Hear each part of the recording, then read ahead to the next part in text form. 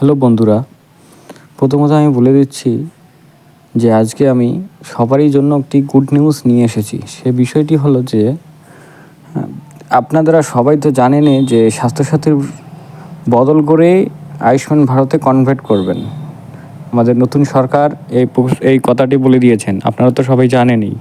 তো বিষয় হচ্ছে আজ থেকে এই সমস্ত জায়গায়, জেলায় এবং সমস্ত পৌরসভা ভিত্তিক অঞ্চল সীমান্তে সমস্ত জায়গায় এই আয়ুষ্মান ভারত লাগু হয়ে গেছে। যাদের যাদের ট্রাইব্যুনালে বা কোনো ধরনের সমস্যা থাকবে না, সরাসরি তাদের নামে ফর্ম যাবে। অনেকেই তো অনলাইনে করেছে, কিন্তু এটা সরাসরি ফর্ম দিয়েছেন। সমস্ত কিছু ডিটেল লেখা থাকবে, কোনো ভোটার কার্ড আইডির নম্বর, নিজের নাম, আধার কার্ড নম্বর, মোবাইল নম্বর সমস্ত কিছু থাকবে। আপনি 5 জন ফ্যামিলির আপনি মেম্বারশিপ 5 জন রয়েছেন, 5 জনের নামেই সেই আয়ুষ্মান ভারতের একটা করে ফর্ম আসবে। তো আপনারা ফর্মগুলো কী করবেন আমি সিম্পলভাবে বুঝিয়ে দিচ্ছি।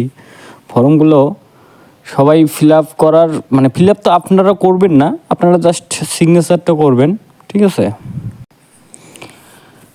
আপনারা তো সবাই সেন্টার থেকে দিদিমণি আসবেন, ওনারা সিগনেচার নেবে, ঠিক আছে? তো সেই দিদিমণিদের সিগনেচারগুলো দিয়ে দিবেন।